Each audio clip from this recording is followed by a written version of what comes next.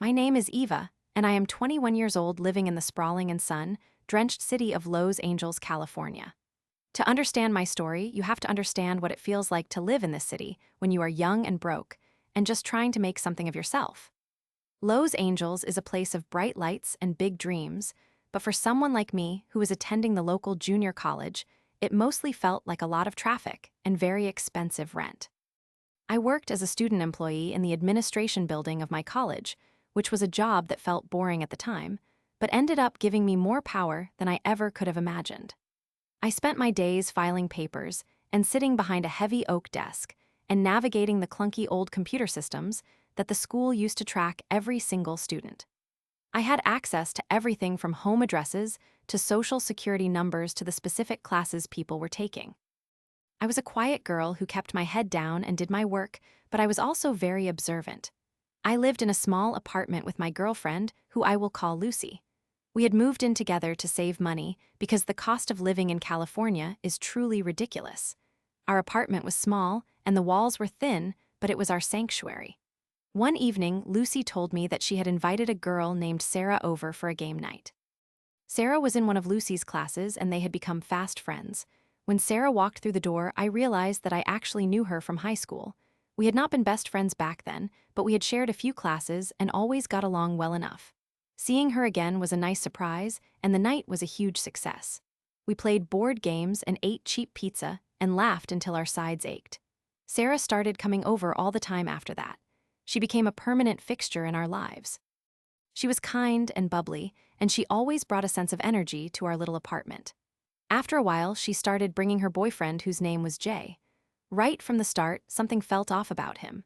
Jay was the kind of person who entered a room and immediately made the temperature drop by 10 degrees. He was quiet, but not in a shy way. He was standoffish, and he would sit on our couch with his arms crossed looking like he would rather be anywhere else in the world. He never laughed at our jokes, and he never shared anything about himself.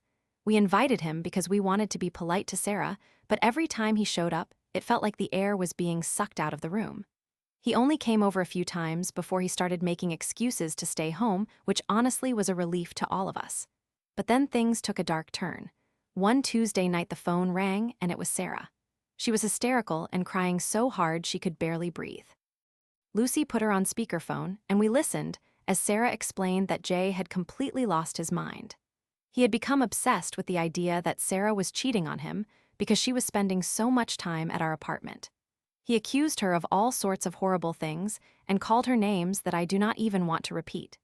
He had been verbally abusing her for hours, and when she finally tried to get up and leave, he lost his temper completely.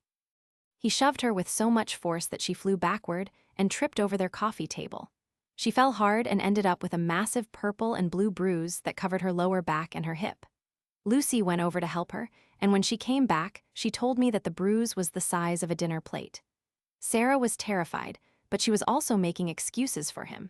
She said he had never been violent before and that it was probably just an accident because he did not know his own strength. I was absolutely livid. I felt a cold kind of rage bubbling up inside of my chest. In my world, you do not touch women, and you certainly do not hurt my friends. I wanted to go over there and give Jay a piece of my mind or worse, but I am not a violent person. I am a small woman, and I knew that trying to fight a man like Jay would not end well for me. However, I had something much more powerful than my fists. I had access to the system. I sat at my desk at the administration building the next day, and I felt like a silent assassin. I knew that the deadline for adding or dropping classes was coming up in 48 hours.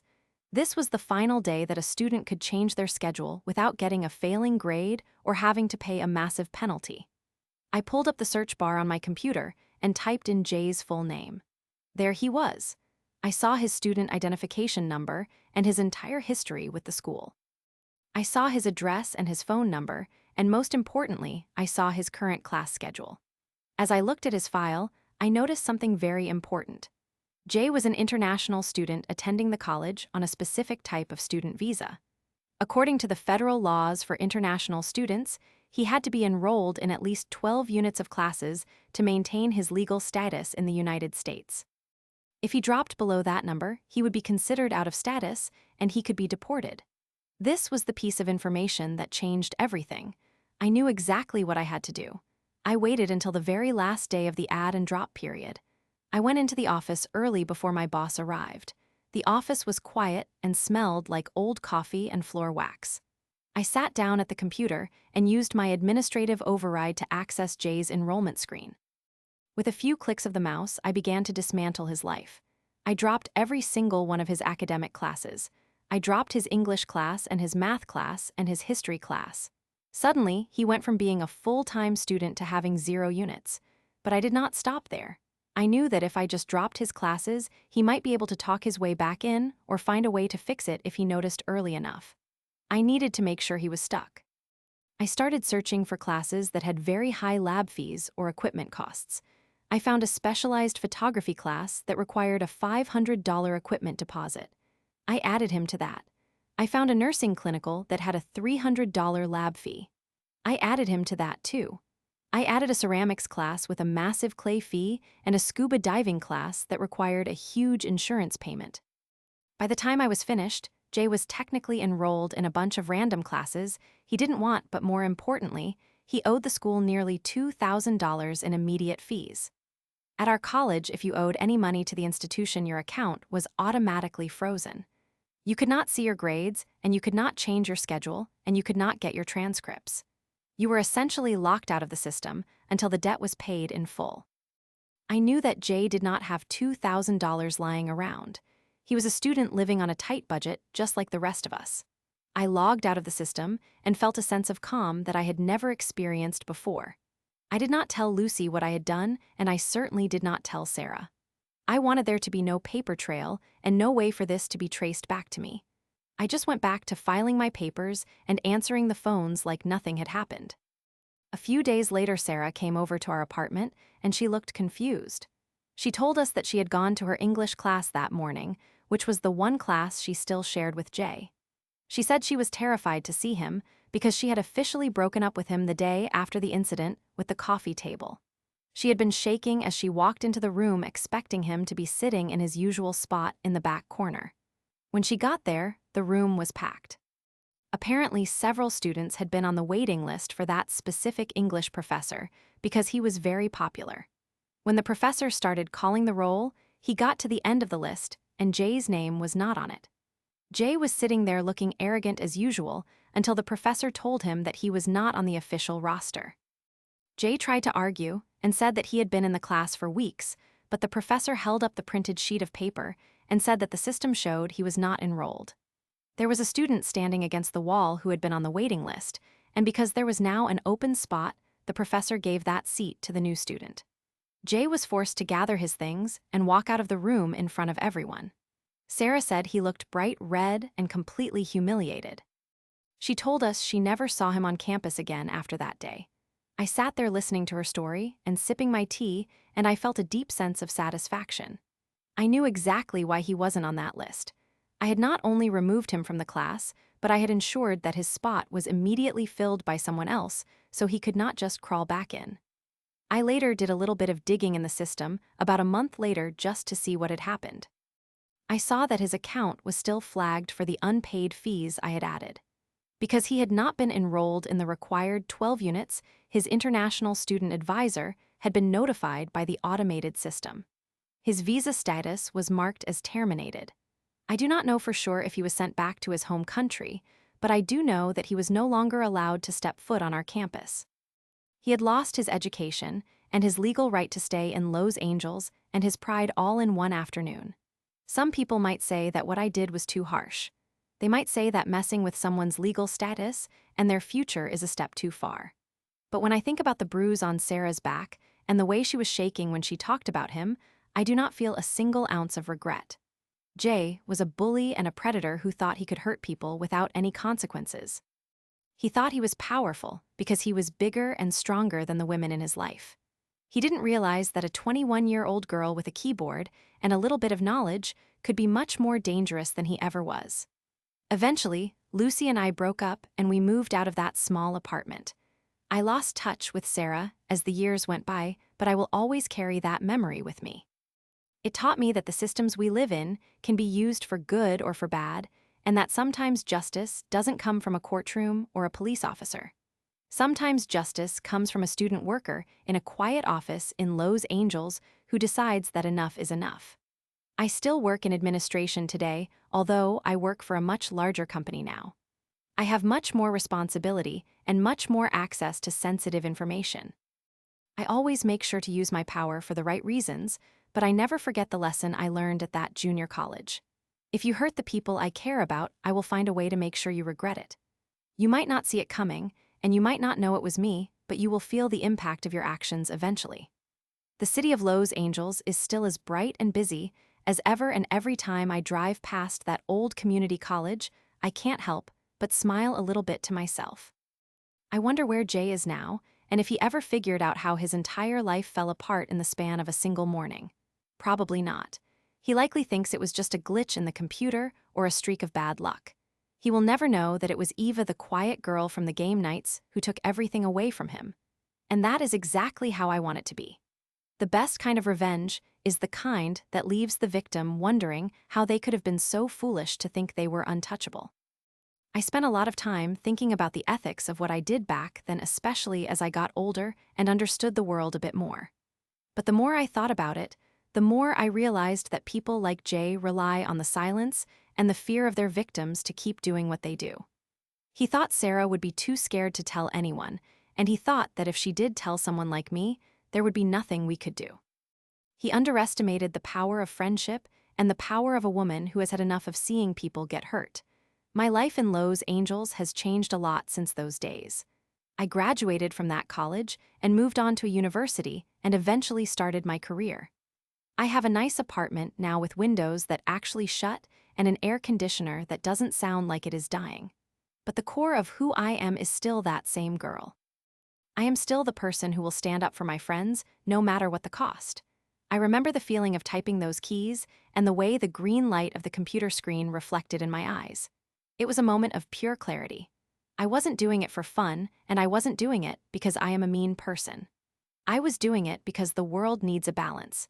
If someone goes around tipping the scales toward pain and fear, then someone else has to tip them back toward justice.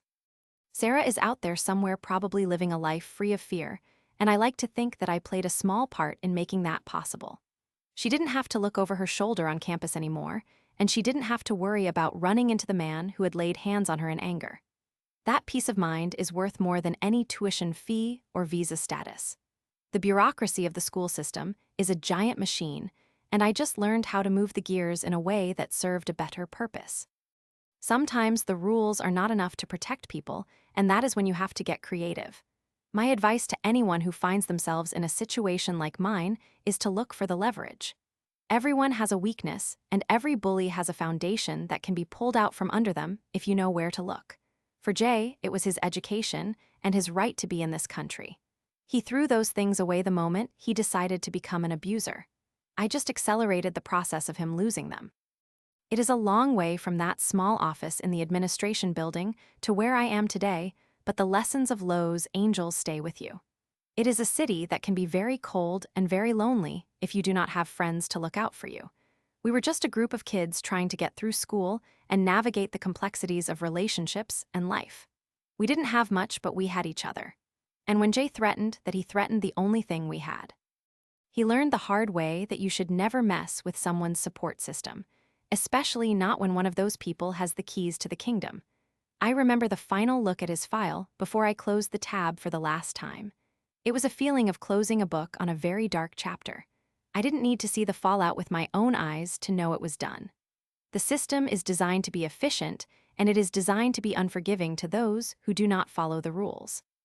By making Jay break the rules of the college, I ensured that the system would do the rest of the work for me. It was like setting a trap and watching him walk right into it without even knowing it was there. I often think about that Tuesday morning in the English class. I imagine the confusion on Jay's face when the professor told him he wasn't on the list. I imagine the whispers of the other students as he had to walk out the door. It must have been a very long walk to the parking lot. I hope he thought about what he had done to Sarah on that walk. I hope he realized that his actions had consequences even if he couldn't quite figure out how they had caught up to him so fast. The sun in Los Angeles is very bright, and it has a way of shining a light on the truth eventually. My truth was that I was a protector. His truth was that he was a coward. And in the end, the protector won. I moved on from that job not long after that. I found a better paying position at a law firm doing data entry, which was even more boring, but paid enough for me to buy my first car. But I kept my eyes open, and I kept my ears to the ground. I never forgot the power of information. It is the most valuable currency in the world, more than money and more than strength. If you know how to find it, and you know how to use it, you can change the world, or at least your small corner of it. I am 30 years old now, and I look back on my 21-year-old self with a lot of pride. I was brave in a way that didn't involve shouting or fighting. I was brave in a quiet and calculated way, and that made all the difference. The story of Jay and Sarah is just one small story in a city of millions, but it is my story. It is the story of how I learned that I am not helpless and that I have the ability to change things. It is a story of revenge, but it is also a story of loyalty. And if I had to do it all over again, I would not change a single thing. I would type those names and click those buttons and watch the system reset itself just like I did all those years ago. Because some people deserve to be taught a lesson, and some people deserve to be protected. And as long as I am around, I will make sure that the right people get what they deserve. The streets of Los Angeles are full of people with secrets, but mine is one that I carry with a smile. It is the secret of the student worker who changed someone's destiny with a few strokes of a keyboard. It is a reminder that even when you feel small and insignificant, you might just be the most powerful person in the room. You just have to know which buttons to press. I remember one more thing about that time. A few weeks after everything happened, Lucy and I were sitting on our small balcony looking out at the city lights. The air was finally cool, and the smell of jasmine was thick in the night air. Lucy mentioned that she had heard from Sarah that Jay had apparently moved back to his home country. She said it was weird how he just vanished, but she was so happy he was gone. She looked at me and said she felt like there was a guardian angel watching over them. I just nodded and took a sip of my drink and looked out at the glowing horizon. I didn't say a word. I didn't need to. The silence was the best part of the revenge. It was a job well done and a debt paid in full. And in the end, that is all that matters. The city keeps moving and the people keep changing, but the memory of that victory will always be mine. It is a part of me now as much as the Los Angeles skyline or the sound of the ocean at Santa Monica. It is the proof that I am a woman who takes care of her own, and I always will. Looking back, I realize that the complexity of the college administrative system was my greatest ally. Most people see the registrar's office as a place of red tape and frustration, but I saw it as a toolkit. Every student identification number was a person, and every class code was a part of their life. When you have the ability to edit those things, you have the ability to reshape someone's reality. Jay had built his reality on the idea that he could be a king in his own home and a ghost on campus. He thought he could hide his violence behind a wall of silence. But the system doesn't care about silence. The system only cares about data. If the data says you are not a student, then you are not a student. If the data says you owe money, then you owe money. I just made sure the data reflected the kind of person he truly was. Someone who did not belong in our community. Someone who had forfeited his right to be among us. It was a digital exile, and it was more effective than any restraining order could have been at the time. Sarah didn't have to worry about him following her to the library or seeing him in the cafeteria. He was simply gone, erased from the records and erased from her life. The beauty of it was that it was permanent. Once those seats in those classes were filled by other students, there was no way for him to get them back. The wait lists were long, and the administrative hurdles were even longer. He would have had to pay every single cent of those fees before he could even talk to an advisor, and even then they probably wouldn't have been able to help him. I had timed it perfectly to ensure he was caught in the gears of the machine. It was a masterpiece of bureaucratic sabotage. I often think about the other people I worked with in that office. They were all nice people, but they followed the rules to a fault. They never would have dreamed of using their access to settle a score. They saw the computer as a tool for organization, but I saw it as a tool for justice. I think that is the difference between me and a lot of other people. I don't see the world as a set of fixed rules that must be followed. I see it as a series of systems that can be manipulated if the cause is just. And there is no cause more just than protecting a friend from a monster. My time in Los Angeles taught me that the city doesn't give you anything for free. You have to take what you want, and you have to defend what you have. I took back Sarah's peace of mind, and I defended our home from the shadow of a man who didn't deserve to be there. It was the first time I really felt like an adult, not because I was paying rent or going to school, but because I had taken responsibility for the safety of the people I loved. I had looked at a problem, and I had solved it. It wasn't the way they teach you to solve problems in school, but it was the way it had to be done in the real world. The real world is messy, and sometimes the only way to clean it up is to get your hands a little dirty. I don't mind the dirt. It washes off. But the feeling of knowing I did the right thing stays forever. I remember when I finally turned in my keys to that office. I felt a little bit sad to leave. Not because I loved the job, but because I loved the feeling of being the person behind the curtain. I liked being the one who knew everyone's secrets, but never told a soul. It gave me a sense of perspective that I have carried into every other job I have ever had. I know that behind every computer screen and every office door there is a person with a story. And I know that sometimes those stories need a little help to reach a happy ending. I have had many more adventures since those days in Los Angeles, but none of them feel quite as significant as that one. It was the moment I realized that I had teeth. I was a quiet girl from a normal background, but I had the capacity for a very cold and very effective kind of vengeance. It is a part of my personality that I don't show to many people, but it is there. It is the fire that keeps me warm when the world feels cold, and it is the reason I am not afraid of anyone. Because I know that no matter how big or strong or scary someone might be, they are still just a name in a system somewhere, and I know exactly how to find them. The sun is setting over the hills now, and the city is starting to glow.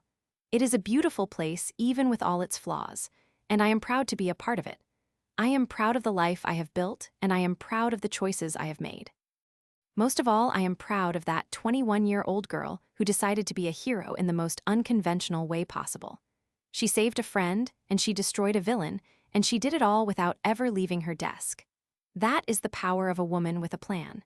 And in a city like Los Angeles, that is the only kind of power that truly matters. I think about the many other girls like Sarah who don't have a friend in the administration building. I wish I could help all of them. I wish I could log into every system in the world and delete the predators and the bullies, but I can't. I can only do what I can in my own circle. I can only be the guardian for the people I know, and I think that is enough. If everyone looked out for their friends, the way I looked out for mine, the world would be a much better place, or at least a much more dangerous place for people like Jay. And that sounds like a win to me. The city of Los Angeles is full of stories, and some of them are happy and some of them are sad. But mine is a story of revenge, and it is a story that I will tell with pride until the day I die. Because sometimes the bad guy needs to lose, and sometimes the good girl needs to be the one who makes it happen. And that is exactly what happened in that little college office. Jay lost everything, and Sarah got her life back. And I was the one who made the trade.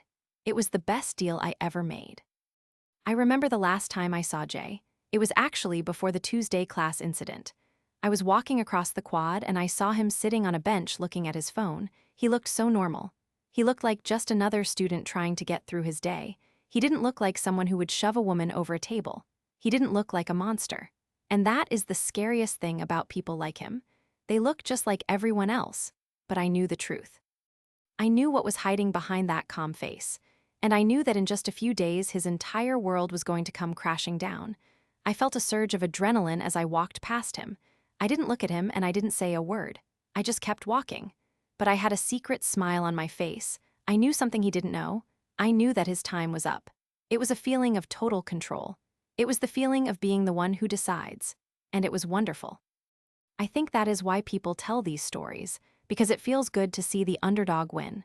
It feels good to see the person who was hurt get some kind of justice, even if it isn't the kind of justice you see on the news. It is the kind of justice that happens in the shadows, the kind that is quiet and personal, the kind that stays with you forever. My story is just one of many, but it is mine, and I wouldn't have it any other way. The lights of Los Angeles are sparkling now, and the night is just beginning. I think I'll go out and enjoy the city I love.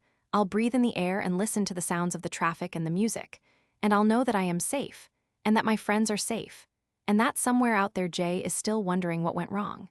Good luck with your education, Jay. You really should have stayed in class, or better yet, you should have stayed away from my friends, but it is too late for that now. The system has spoken. And the system says you are gone. Forever. That is the end of my story, but it is the beginning of the rest of my life. A life where I know my own strength. A life where I am never afraid. A life where I am Eva and I am 21 and I am the master of the machine. And that is all I ever needed to be.